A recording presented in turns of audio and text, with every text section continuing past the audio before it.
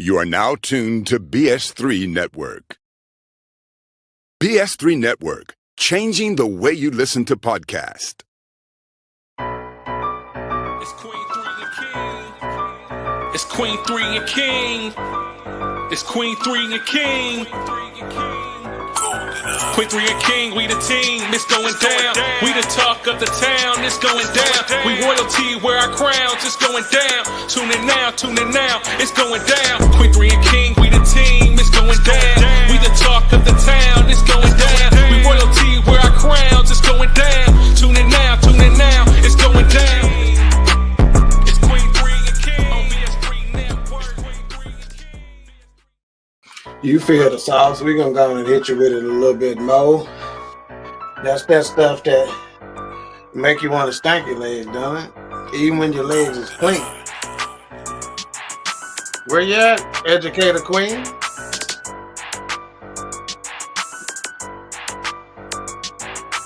I can't help it. You can't hear us.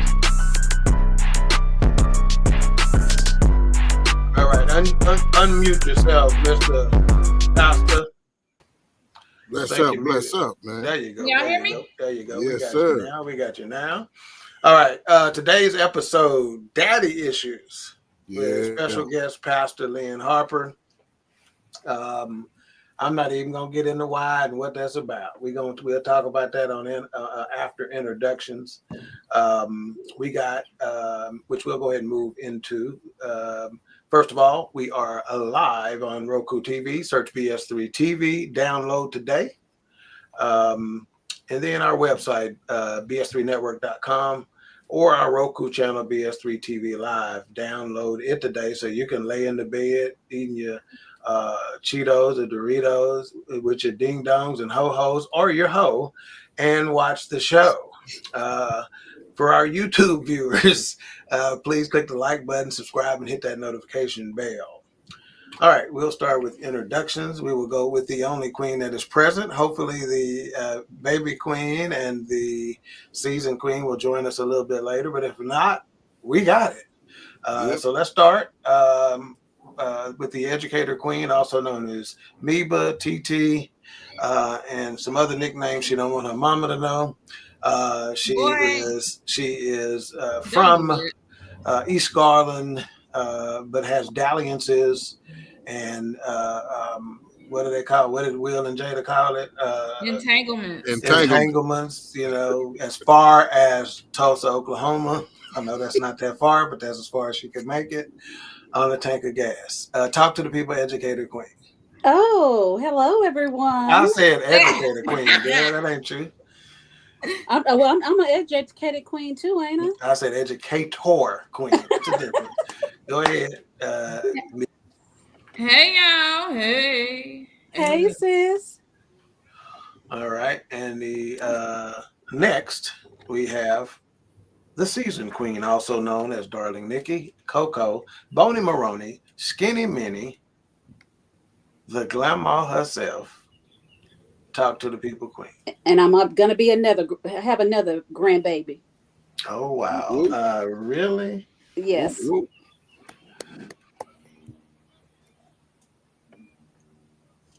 Children's is a blessing.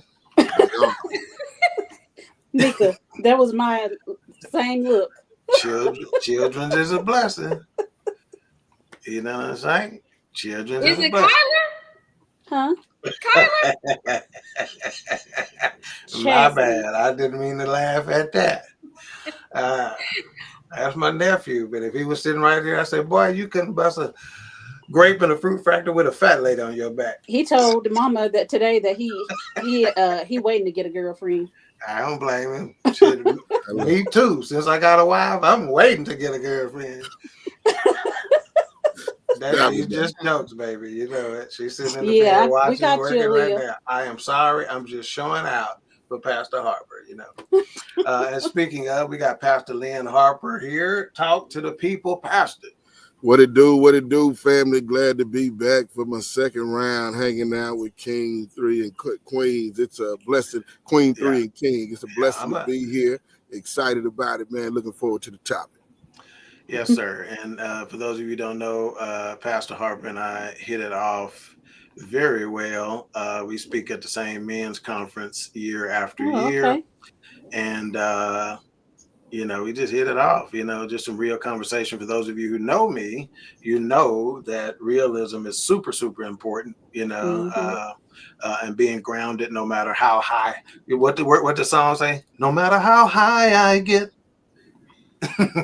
So regardless, and real grounded, and he came real, so needless to say, we are connected in a supernatural way. Yes, sir. Hopefully before too long. It is my fault that we hadn't moved further down this road, but hopefully before too long he will be in the BS3 network family with his own podcast. Oh, all right now. And the devil told me don't help him because he's gonna come take over and win all the awards from me. But I can't listen to that devil. You good, Pastor? Stop it. Teamwork make the dream work, baby. Make the dream work, don't it? Yes, sir. Yes, sir. All right. So you want to tell a friend to tell a friend to tell a friend, because this topic is hot. So I'm gonna start with the season queen and get some initial thoughts. What did you think of when you hear the phrase or words "daddy issues"? Your daddy. Period. Okay, that's it.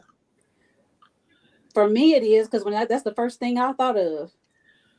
Okay, all right. In what sense? And what sense? He wasn't there and present in our lives. Okay, that's for real. All right, and you say it in whence. You was about to say whence, from whence he came. I never thought about the origin of that word, but maybe it is what sense makes whence. I don't know. I'm just kidding, but ain't nobody taking that as a joke. It's just a flub of the tongue. All right, Mika, daddy issues. What do you think of when you hear the phrase words daddy issues? Now that I remember the topic. You see what I'm talking about, Pastor? That's why I don't want to let your show go. Because she said, now that I remember the topic, and we 7 minutes into the show. What the hell? She did that now. Thank you, Lord. Because I told Alicia a while ago at her house, I don't even know what the topic is. But when I think of daddy issues, I think of a trickle-down effect. Okay. And how if a person has daddy issues, it can affect different relationships in their lives. Okay. That's right. All right. Pastor, when I first shot the topic over to you, daddy issues, what came to mind? Yeah. I when I hear daddy issues, man, for us as African Americans, I think of the foundational problem for most of our societal issues over the last 30, 40, 50 years. Most of the stuff that we see publicly that has become a blight on our community, has become a pain that we deal with generationally. If you look at all the stats, the majority of them point back to daddy issues. Wow. Yeah. So for me, I saw this video. I can't remember if it was on Facebook or YouTube video or whatever. And we'll play it here momentarily. This video resonated with me and the brothers that I'm kind of connected with. And so I'm like, we got to do a show on this because this is a real deal, And it just hit me probably yesterday that daddy issues was the topic. However, when we hear the term daddy issues, most of us think from a female perspective. We've all had the term, oh, she got daddy issues, right? Yeah. Some jokers, Pastor, if we keeping it real, look for them with daddy issues, don't they? Yeah. Right? Easy to manipulate, man. Yeah. They look for them with daddy issues. But on today's show, we're going to talk about the daddy issues from a male perspective, which I don't know that I've ever heard, if you want to know the truth. So let's hit with that. And we'll start with you, Pastor, on this, and then we'll go to the educated queen and to the seasoned queen. Do men have daddy issues? Undoubtedly, man. If you look at the last 40 years from a social standpoint, right? You look at the family makeup, and you look at the idea that 70% of our young men plus have been raised in single parent led households, which the majority of those were female led. Only 10% of single family households are led by men. So of that 70%, 90% plus or so are led by females. Well, how do you not have daddy issues when you have a gaping hole in your life, when you got this wound that's coming from the absence? So most of the time, our daddy issues, we look at the feminine responses of those young men rather than the masculine absence, right? And that masculine absence, that masculine training, that masculine teaching and guidance is what would have dealt with many of those feminine responses. So there's no doubt that we have it, but it's a multi-layered, multi-generational issue that we're dealing with, Doc. Right, no doubt about it. Well said, no doubt about it. Educator Queen, do men have daddy issues? Yes, but I think for some men, for men in general, I should say, I think it's easier to mask than it is for women. So that's why I think we always go to, she has daddy issues. I've never really heard anybody say, oh, he got daddy issues. Yeah. So I think it's easier to mask when it comes to men, but I think they hurt more in the end. Yeah. With the daddy issues. Yeah. Okay. So tell me, that's a very good point. Tell me, why do you think they hurt more with the daddy issues? Because it hasn't been identified. Because they've been labeled as angry or mad or something else. Reclusive, they shut down. You don't want to talk. You don't, it hadn't been identified. So a lot of times they don't even know. They don't even know that what's causing what it's causing, Right.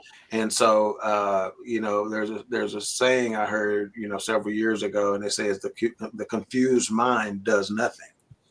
Yeah. If your mind is confused, it paralyzes you. That's it. Yeah. You don't move, So, it's like an undiagnosed illness, right?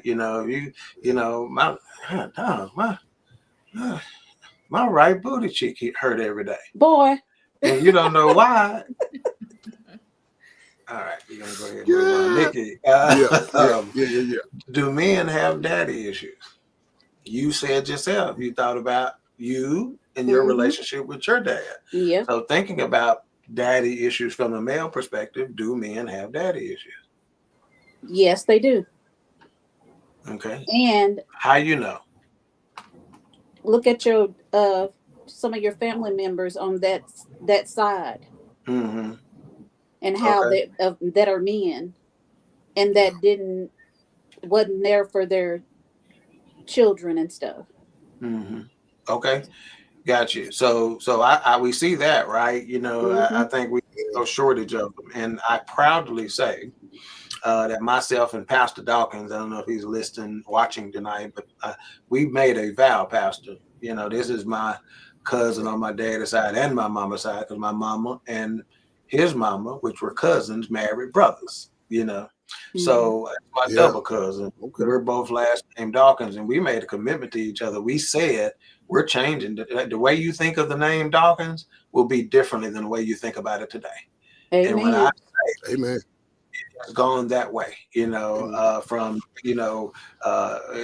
that conversation has produced at least 5 college graduates, at least 2 business owners and entrepreneurs who are bringing in over $1 million a year in revenue, at the very least, selling millions of homes, et cetera, et cetera, et cetera. So, and again, so when I say that, yes, men have daddy issues, but what we're going to get into later is, why don't it affect everybody the same way? Because some people that drive you, and some people that draw you. Yeah. You know what I mean? So on you, Pastor, do men have daddy issues? Yeah. So just kind of piggyback, and I pointed to the generational thing earlier, but I'm not pointing to it as an observer from the outside. This is a life that I live in my family. I called together about 30 members of my family last year, because I have been the sole patriarchal figure in our family. for the last 20 years. Wow. Okay. In my family, those daddy issues have turned into generational incarceration, generational violence, generational families that have been kind of left to rear themselves. And so it shows up in many different ways. Not only do we have the issues, but the issues become cyclical. They repeat themselves over and over again. And so when I hear somebody like you saying about the idea of changing what the family name stands for, you know, that's what I stood up on 22 years ago when God called me out, was the idea that when somebody looks at Harper later on down the line, there's going to be another option other than the one that we have. There's going to be something, because we all have dealt with the same thing. My father had daddy issues. His twin brother had daddy issues after all the incarceration. Many of my brothers and cousins and uncles and nieces and nephews have all had daddy issues, if nothing else, from the absence or the lack of regular guidance, direction, all those things that a king does to protect, to provide, to nurture, to develop, right, to guide, to challenge, all those things that are there. When those things are missing, then incrementally it shows up in every individual across the board. And what it will do when you find yourself living into it generationally, where you've had multiple generations flop out, is now you'll have an entire feminized male. You have men. You said something right there. Who have a feminine spirit. And the feminization of our men. And here's the tough part: because of the absence of all of these men that had the men that had their own daddy issues that were absent, and now the new daddy issues that are there, most of the men that are in those spaces cannot see that they've been trained to only hear female voices. And so now their daddy issues are from an absence. And now when they actually go into the workplace and they find themselves in spaces where you have to be able to adjust and adapt to coaches and to others who are going to drive you, don't have that feminine voice, and that are going to be, you know, concerned with your feelings and your emotions, the majority of our men, their daddy issues show up there. And so it shows up in the inability to keep regular employment, the inability to follow long enough to be able to learn how to lead, all of these things. So the generational impact of it becomes a mushroom, man. And I'm dealing with it. I live with it in my family now personally. So this issue touches home, brother. Wow. Let me just say this. There are shows from time to time that we put on that we have to go back and watch because there's so much meat in it. All right. So imagine feeding a baby a 8-ounce New York strip, and you only got an hour to feed him to him. That baby gonna have a hard time. Unless it was Shalina, she probably could have did it when she was a baby. But most of the time, what's up, cousin?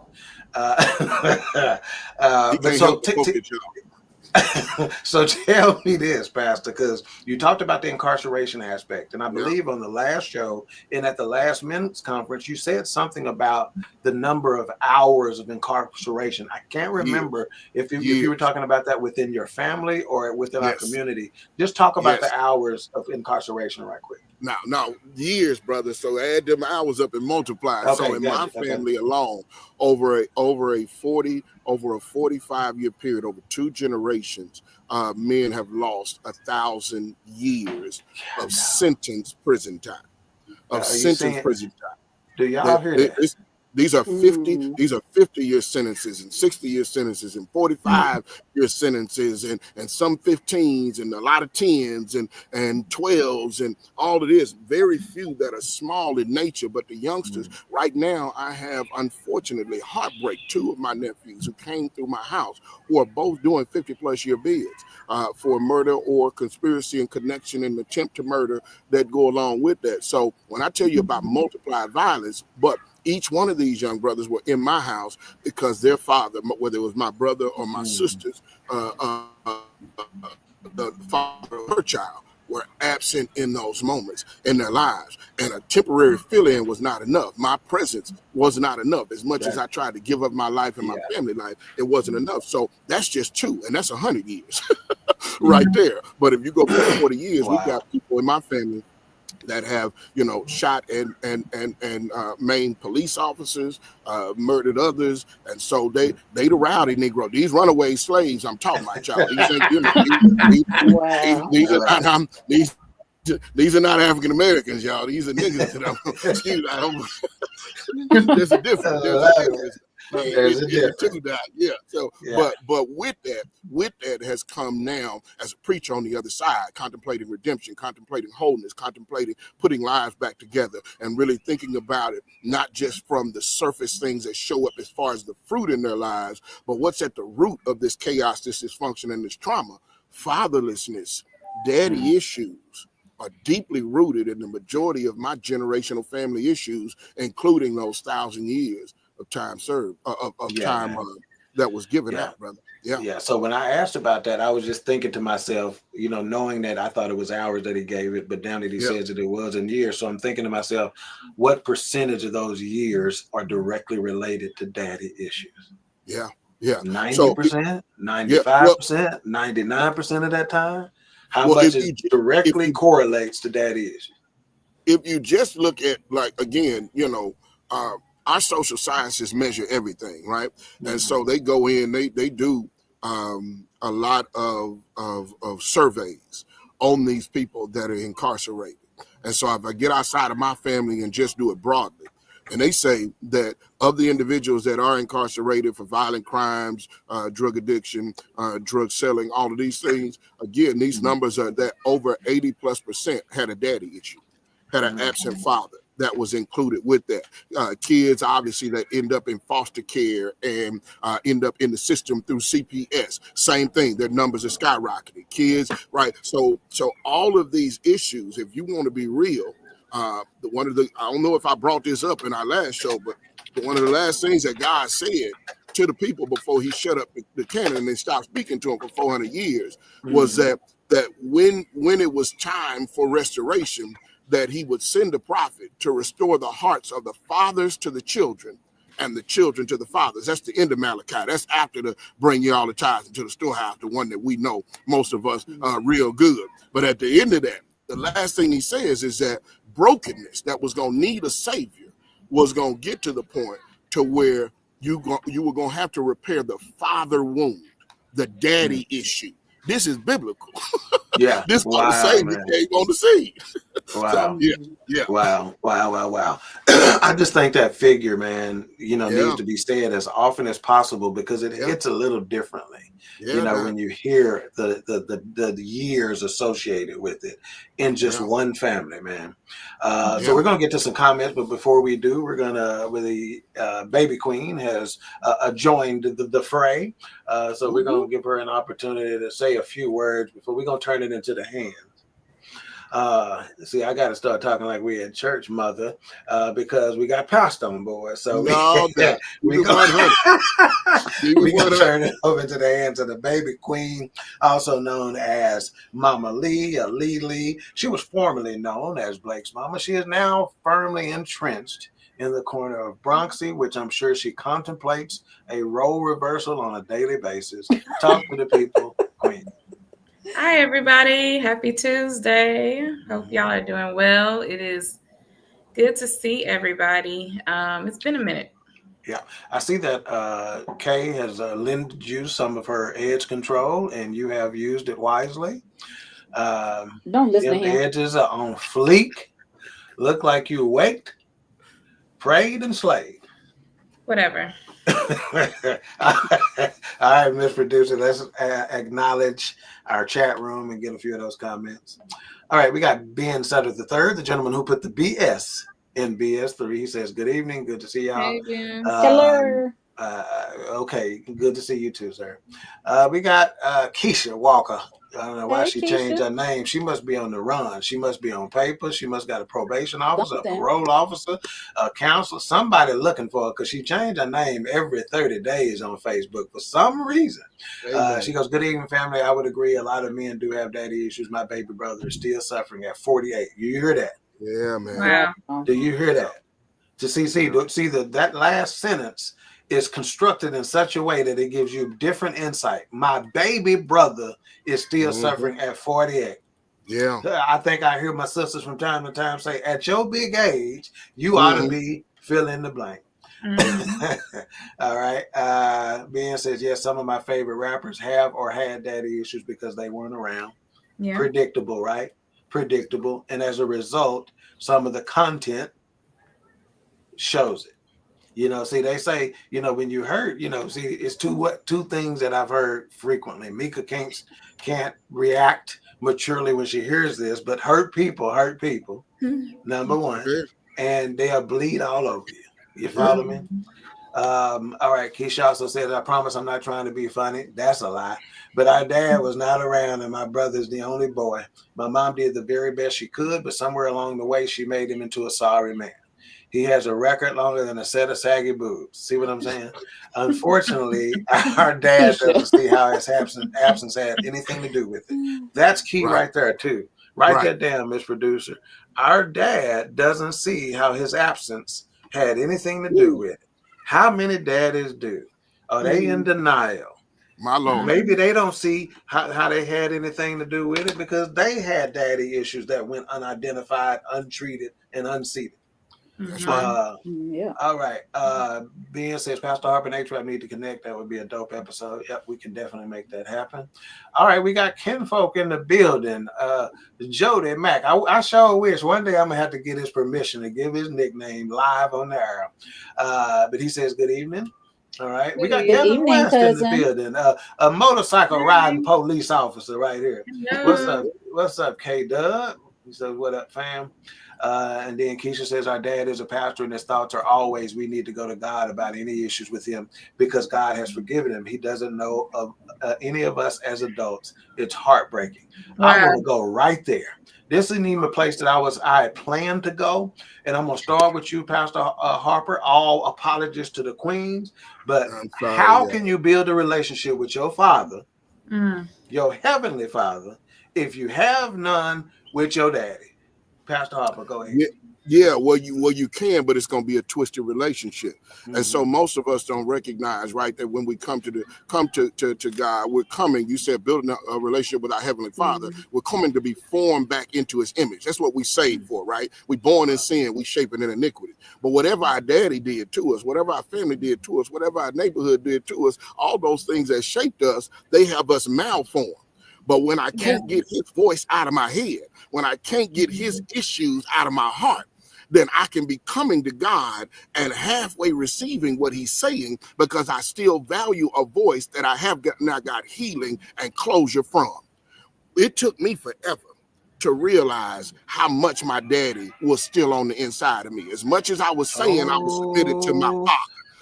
That's something right there too. I was preaching it, Doc. I was talking it. I was saying I was submitted to my father, but my daddy's voice was still in my heart and my head. See, unlike some people, I didn't have the absence of my daddy. I had the presence of him training me wrong. I sold my first dope with my daddy putting it in my hand. I smoked my first weed at 2 years old, 3 years old, because he was selling dope, and all those things were normal.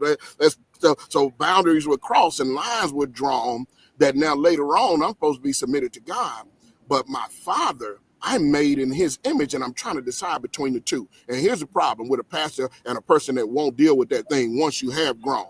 If there are developmental things that are supposed to be deposited into a young man as he is growing into who God designed him to be, and you are absent from putting those things in him, you got to repent from that, Doc. And if you don't, that kid has to have enough heart to eventually forgive you in spite of the fact that you won't. And it's been a journey. I'm talking to y'all about some of my own pain, some of the things that I've had to deal with, because I had to get over the fact that my daddy was never going to say he was sorry. My daddy was never going to admit to the pain that he had caused. And I've had the bullet pulpit. I've been able to talk to him from the standpoint of even being in position as this pastor and talking about the multiplied effects, some of the same stuff that I'm talking about. And even though we can look at generational chaos that was set out from one person not being in place, because the pain is so heavy, it's hard for him to say, yeah, there were things that I could have done better. And I apologize. No, matter of fact, that man shot at me with a BB gun when I got too deep on him one more time. He told me to get the hell off the property. Hey, he wasn't gonna shoot his real gun, but that big bro pulled out his BB gun with that airfire. Bow, busted, and get your hell out. So hey, I'm just telling you, he was a little rowdy because it's too much. It's too much when you can't see how to heal from your own wounds. It's too much to see how you're supposed to be able to help somebody else heal from theirs. So those hurting people keep the cycle of hurting people going. Yeah, man. And you find me at the intersection of laughter and tears, man, because it is so heavy, man. It is so heavy. And so, again, I'm just going to tell you like this. Me and Harper, we ain't the kind of people. Some of my best friends, we ain't the kind of people that's going to use no excuses like that. It's the truth, but I'm not, we ain't finna, so don't get it twisted. This is not an excuse forum. This is not a setup for jokers to go and use this as another form of manipulation in other relationships. Well, I didn't have my daddy, and I don't know. I didn't really mean to hit you, but I can't help it because I saw my daddy. This ain't that. No. So don't get it twisted. But when I say, like the vision that I'm getting, y'all Queens, just imagine Pastor Harper, Pastor Derek Smith, John, Andre Jones on a topic like this. You understand what I'm saying? Every time Pastor's on, there's a part 2 because there's so much depth to it. There's so much meat to it. We can't get it all off the bone. Kevin West says, I was a single parent raising boys, and my oldest still ended up going to prison last year. Wow. And I'm going to tell you like this. I sat and got a front row seat of Kevin West raising his boys. And I was there. I'm not just talking about we just saw each other at the church. I've been to the crib. I done been over there lending a hand to his raising. And it was inspired by the fact that he was raising his boys on his own.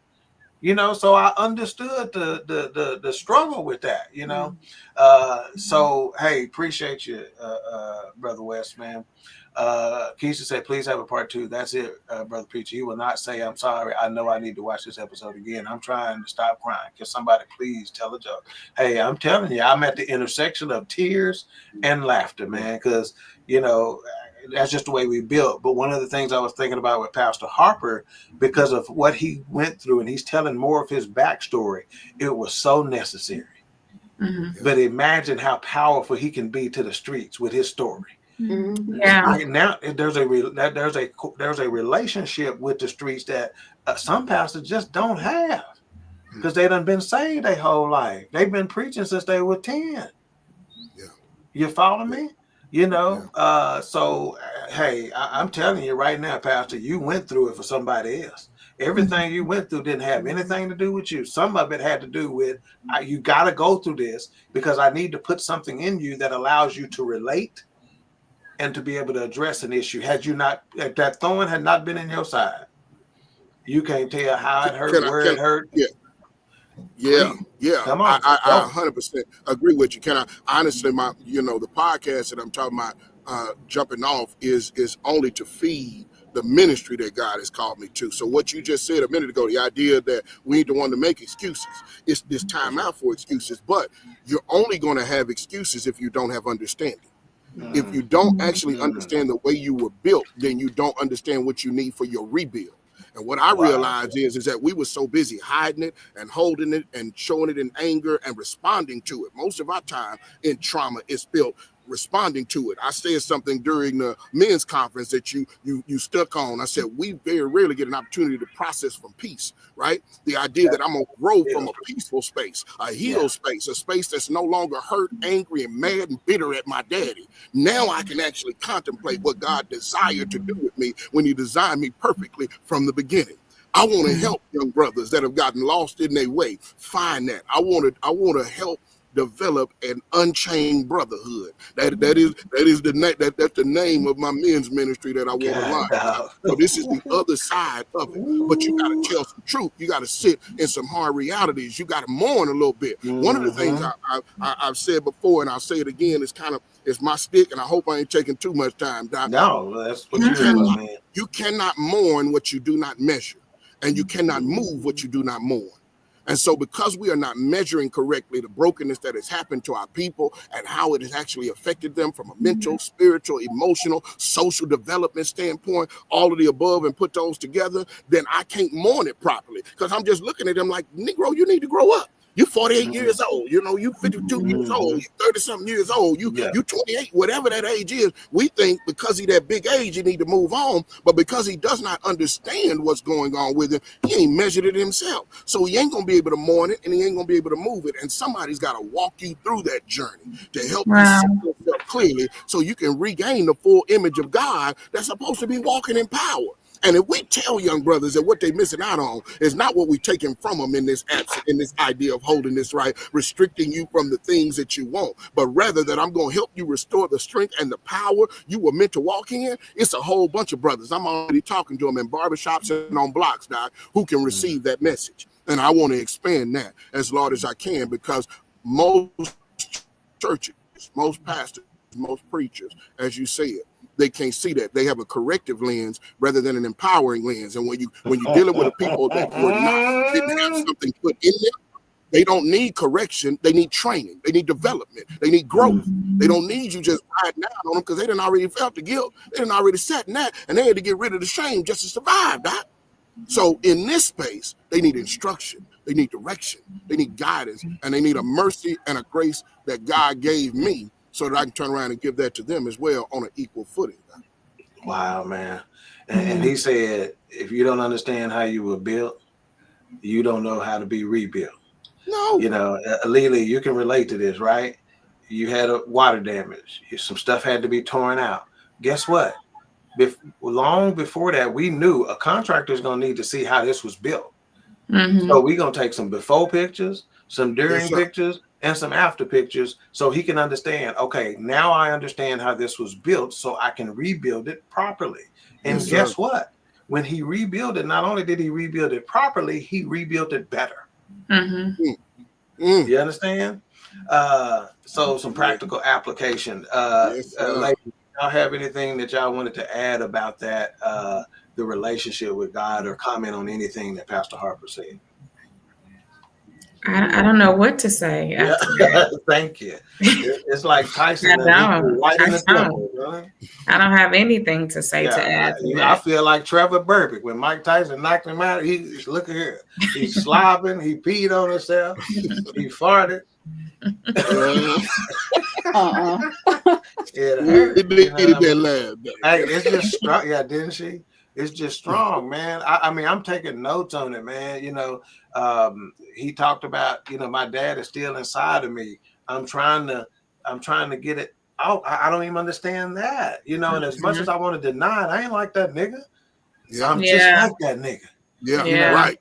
Right. Yeah. Sure is. It's like you ain't like that nigga. And then I have, men even built to say I'm sorry. Man, it's so much, man. It is so much. You really need to have time to absorb it, man. Okay, let's just hit this one. And let's start with the season queen, and I want you to give, just your perspective on this and whatnot. Does the type of relationship boys have with their father affect the kind of fathers they are? Yes. Okay. Why do you think that's the case? Because I've had a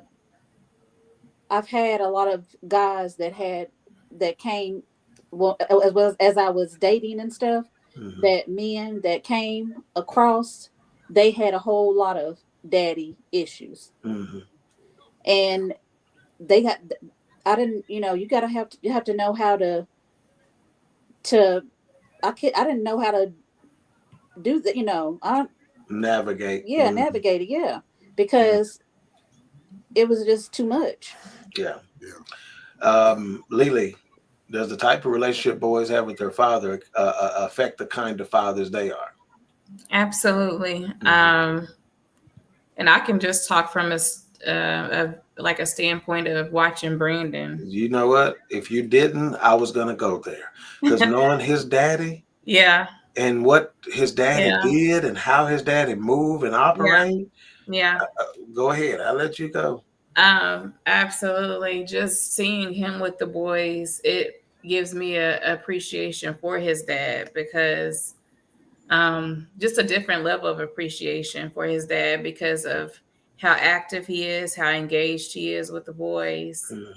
His dad is still like that with Brandon today. Just the heart of gold, man. Mm-hmm. Yeah, he's still like that with him today, and will do anything, will give his last for his children. Mm-hmm. And I see that every day in Brandon. That's like one of the biggest things that I always tell him. I'm like, I probably don't say it enough, but just the way he shows up for the kids every day. Yeah.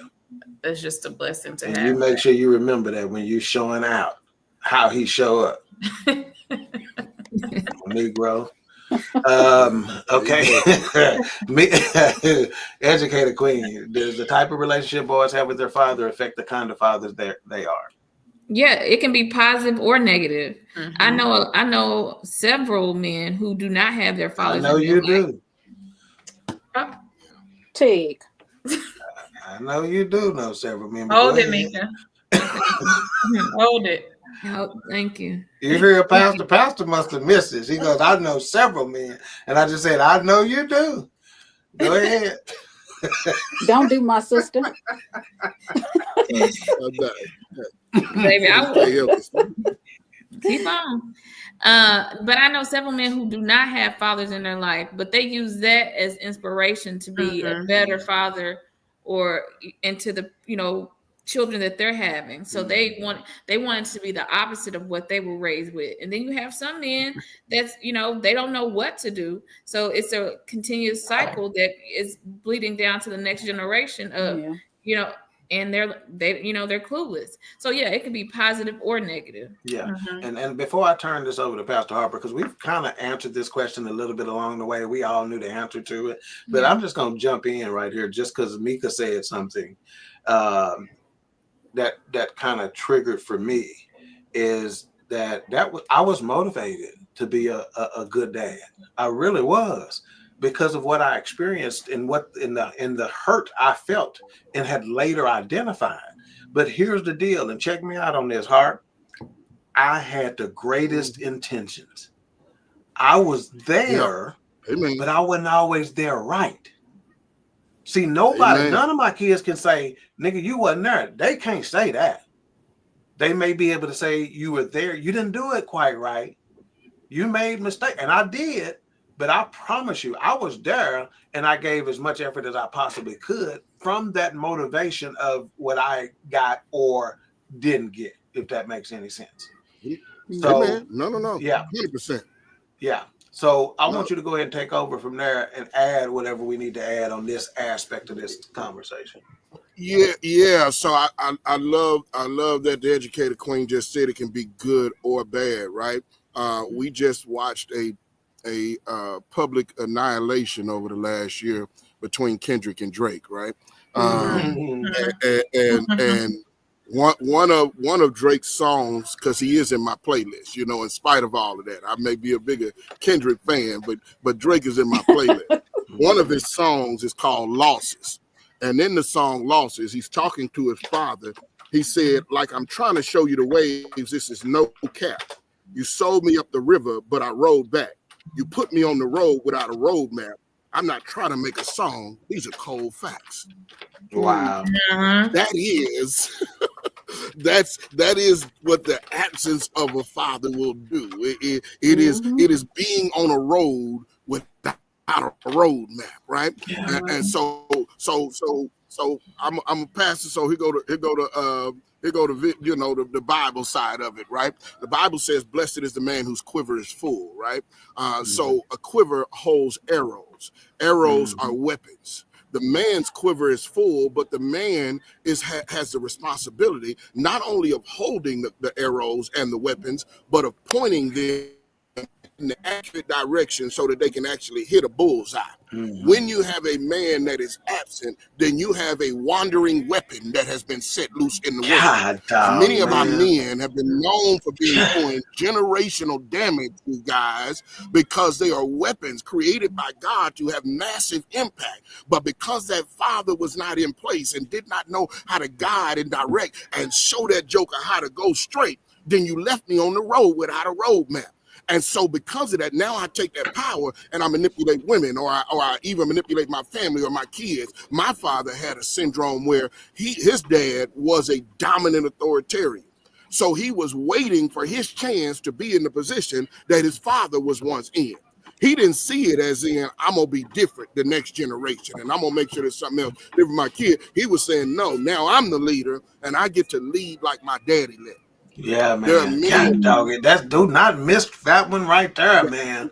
Yeah. God, dog, you're not even interested in leading in the right way. It's my turn to take over now, and I'm gonna do it with the same bravado and machismo. Right. These and the Bible shows us this over and over again with the difference between the wicked king and the righteous king. The truth is, we're all wicked internally, y'all. So I ain't trying to make myself out to be no better than my daddy because I got him in me. I've had to. My wife been pointed out for years. I finally had to do my own dirty work to look internally to see where that residue was very real. But if you leave somebody on a road without a roadmap, you cannot expect them to end up at their destination. And we got a whole bunch of folks that's out here. The Bible says in the highways and the hedges, when you don't have a roadmap and you don't know where you're going, you get stuck on the side of the road, y'all. Mm-hmm. And some of our brothers have been written off because of how violent their tendencies are, because of how angry their attitude is, because of how disengaged spirit can be. But the truth, man, is there simply individuals who wandered off the road because they had no roadmap. And so the future of dealing with daddy issues, because one of the other issues, as you talked about, Brother Kevin, earlier, and the idea that he raised his family, he was doing here. But because now we have fatherlessness issues, daddy issues multiplied, it's more normal. Kids actually, I still lead kids today, and they'll think it's crazy when he got both his mama and his daddy at home. He'll be like, dang, your daddy at home? Yeah. Think about that. Yeah, like those are conversations that are really had between kids who have lived in a normalized space where it's normal to be raised simply with the matriarchal voice. Them daddy issues have multiplied, y'all, and they are now embedded in what we call culture.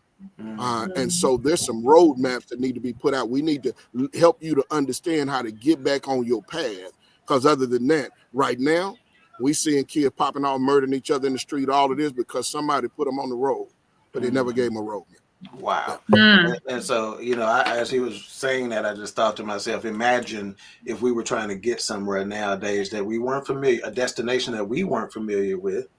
We just have heard about this destination, but we ain't got a GPS to get there. Imagine how paralyzed we would be. And then he said they are weapons. Well, guess what? They've been weaponized. Mr. Wallace done successfully weaponized them. You can have a weapon, but it hadn't been activated.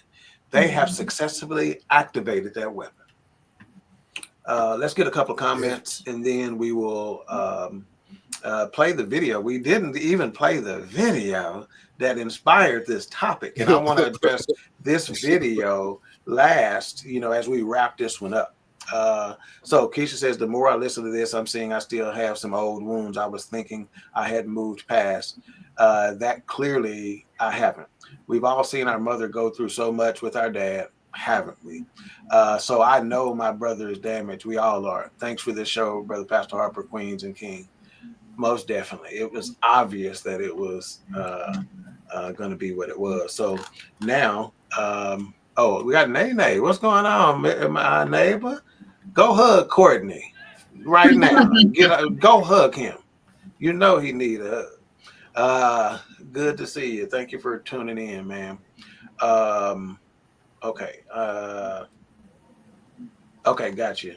We're gonna lose past that 8. So let's pay this video, and then we'll get his comment on this one here. You admittedly were sleeping with. There's a talk I give on the 5 biggest challenges. You admittedly were sleeping with multiple men, so you just said, you know what? I'm fanning out and I'm telling everybody I was having sex with, you could potentially be my son's biological father. This man has spent 22 years searching for his father, and today he was ready to give up. But Judge Lauren wasn't about to let that happen. When your mom told you he could potentially be your biological father, when was this? How did she tell you? Last night. It's all so much just like built up. It's just like sometimes I just feel like I'm not as good as everybody else because they all got dads.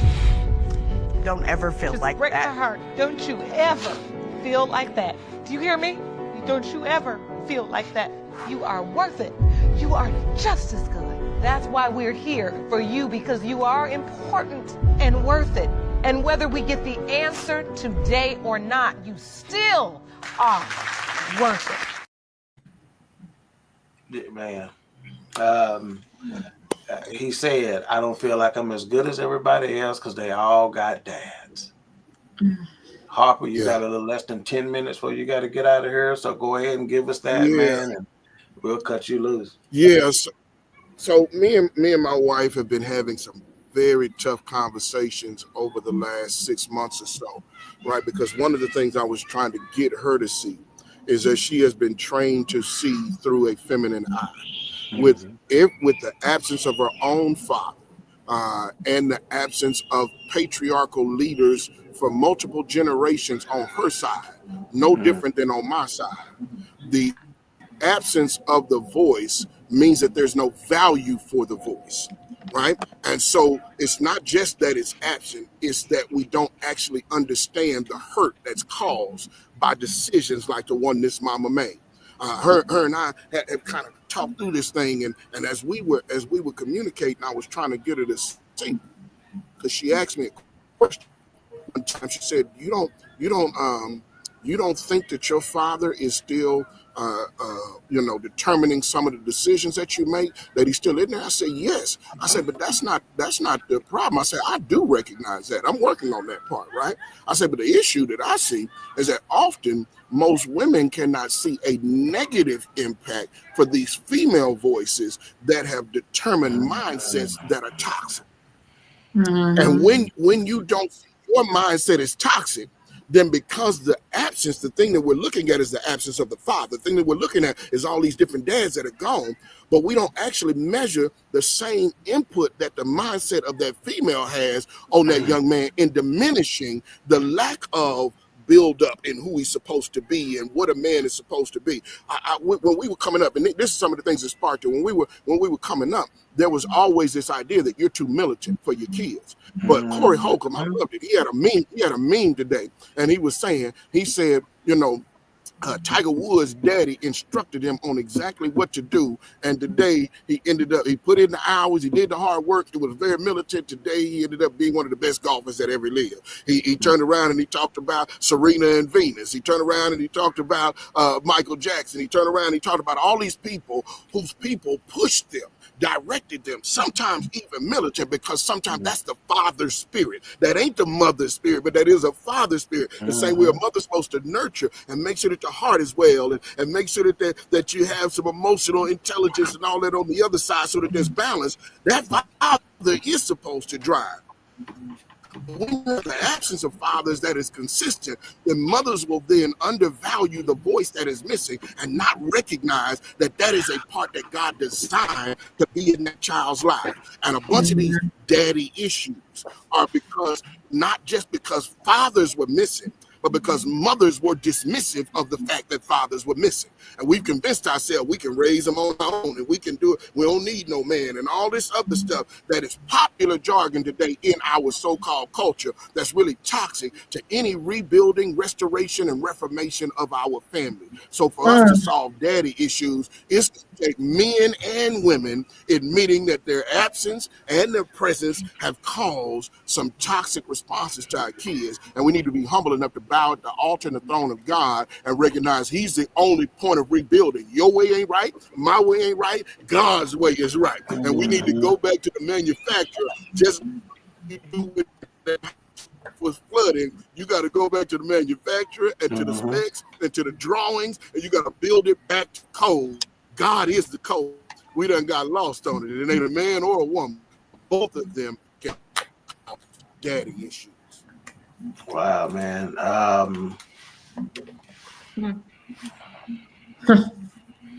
That's all I can say, man. You want to talk about taking a topic? He did to this topic what I used to do to honey buns. I killed him.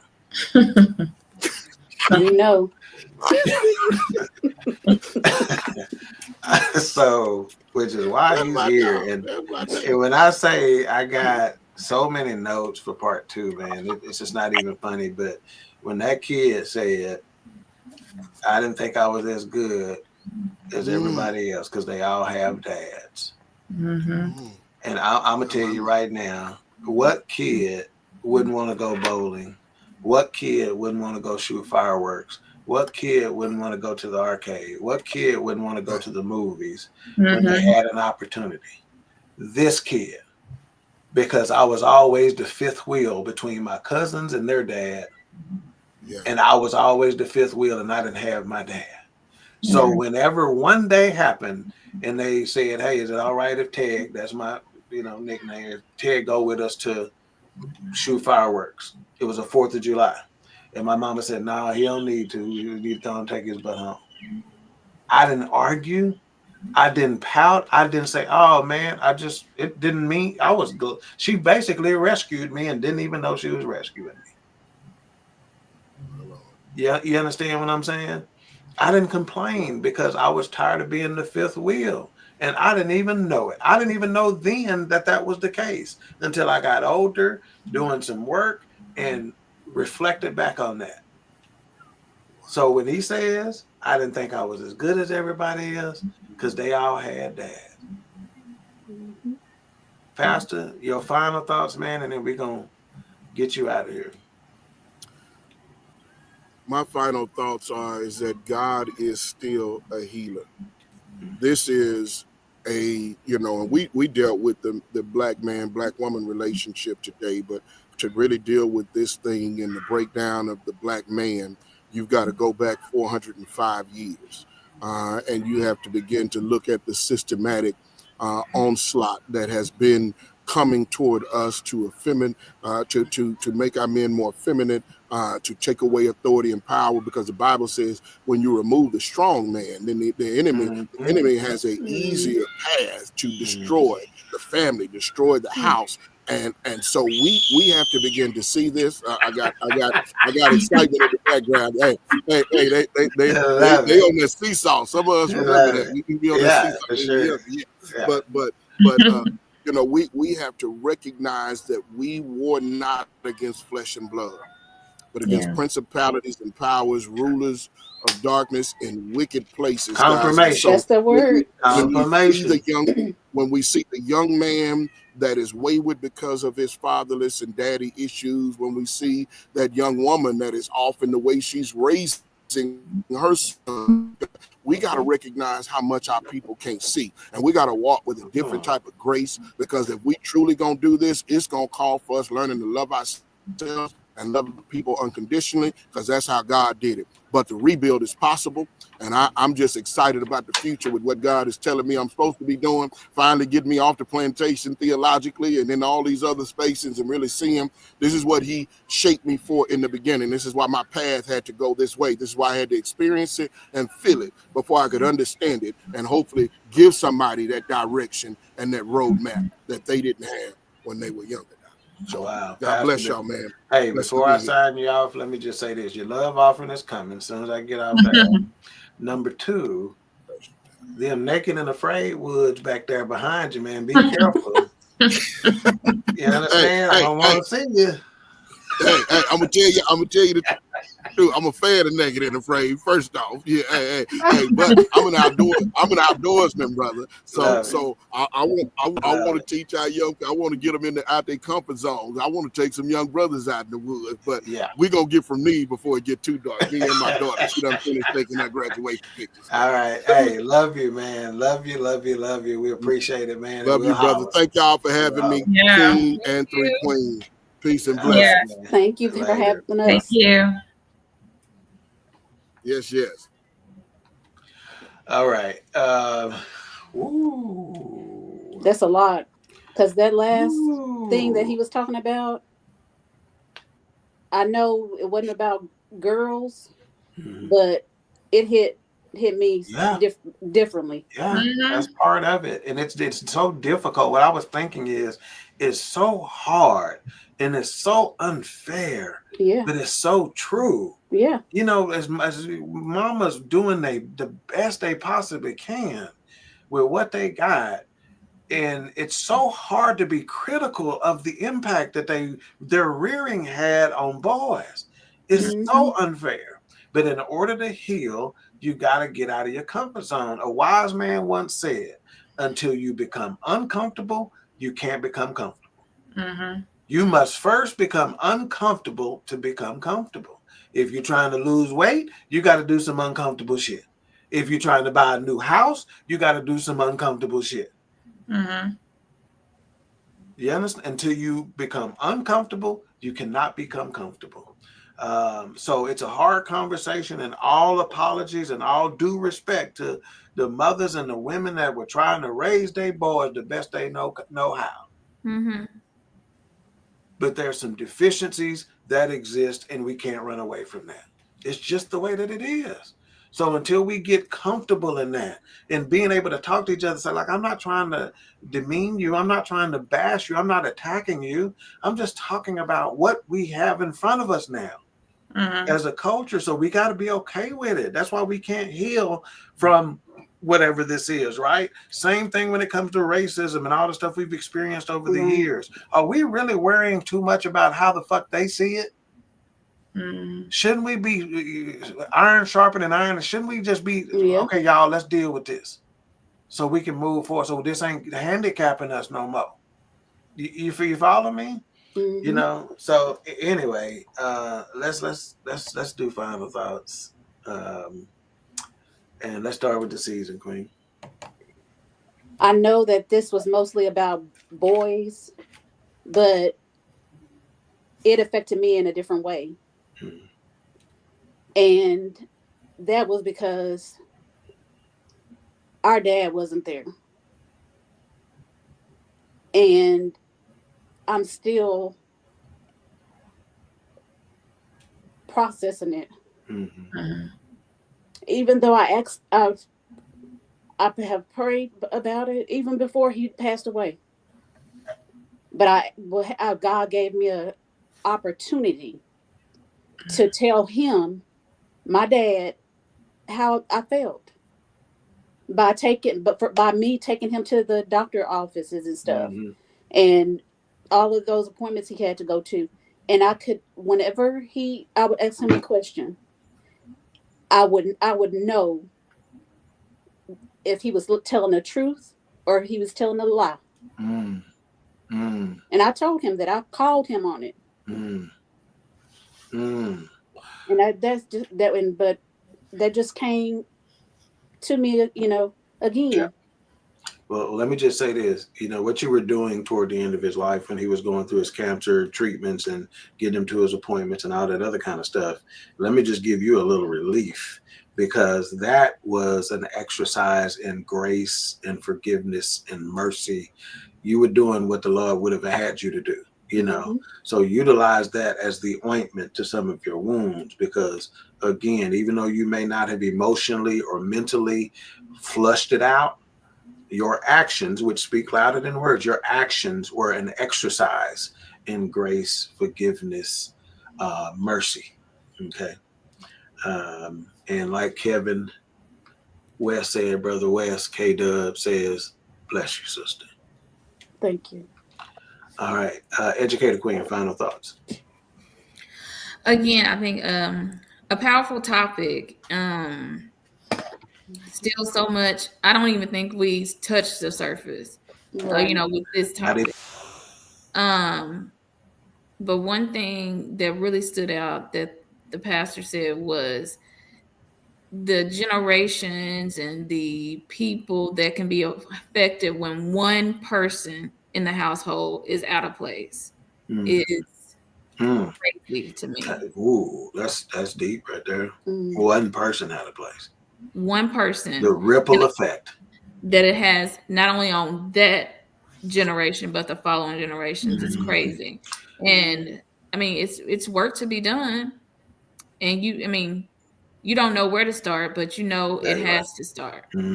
That's good. Well said. So I have one question. Yeah. What can we ourselves for this podcast help with boys and girls that need an outlet? Yeah, I think first of all, I think it's a situation where we got to talk about it more. Number one, is the biggest key to me. But I do something that I encourage all BS3 Network show hosts to do, all BS3 Network producers to do, is offer the forum to these young kids.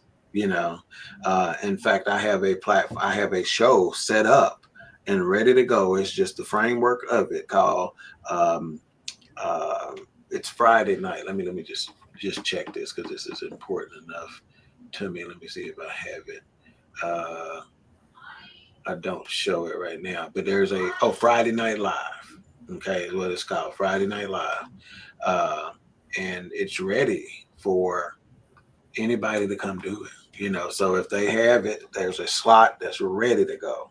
And we would make room on this show, so I think we just got to be able to identify the youth that can be impactful and powerful and give them the forum, but the easiest thing and the most consistent thing we can do is talk about it more, that may become our niche, if it comes down to it, we're open to it. So, I agree because, like he said, to piggyback off Mika stuff, she talked about generations, and even himself, who has such a solid grasp of the situation, is still learning on a day-to-day basis how much of his daddy he got in him. So when it comes to that, if that's the case, well, how much does his daddy have his pawpaw in him, and his daddy in him? Right. And he says, he's the thing about just stop looking for sorry. He's like, I had to come to the realization, this nigga ain't gonna never tell me I'm sorry. So am I gonna let that pigeonhole me? Am I gonna let that paralyze me? Am I gonna let that place me? Okay. Am I gonna let that pause me? Okay. So it's a lot to be discussed and a lot to unpack, to say the least, just because there's some angles to it that I have never thought about. Baby Queen, final thoughts.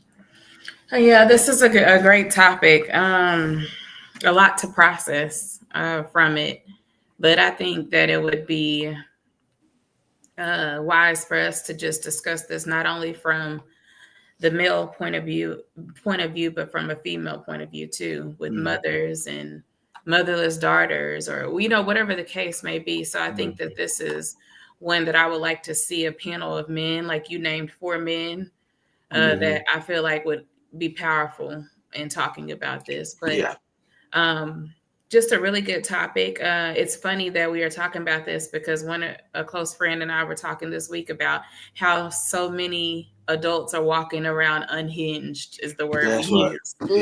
Unhinged. And it can be all types of things that are impacting that. But some of these people that I think of, they don't have fathers. So is that the angle that we can attack of why they're going through what they're going through? So it's just so much to think about with this topic and so many different angles you can go. Like I said, there's so many different places you can go. So I look forward to digging in a little bit more with this one. Yeah, the unhinged connects directly to what he was talking about when he said we were created as weapons, in the kingdom, in the army of the Lord, right?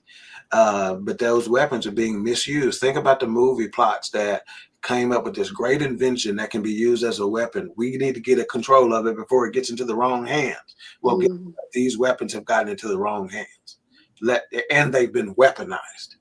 I'm gonna tell you, like they say at the end of an argument, when they tired of talking, I ain't got nothing else to say. Bro, bring the hook in. Queen3 King, we the team, it's going down. We the talk of the town, it's going down. We royalty, wear our crowns, it's going down. Tune in now, it's going down, it's going down. We just hit you with another one. It's going down, we just hit you with another one. It's going down, we just hit you with another one. Tune in now, we just hit you with another one. It's Queen3 King. It's Queen3 King. It's Queen3 King. It's Queen3 King. It's Queen3 King. On BS3 Network. It's Queen3 King. BS3 Network. It's Queen3 King. On BS3 Network. Queen3 King. BS3 Network. Change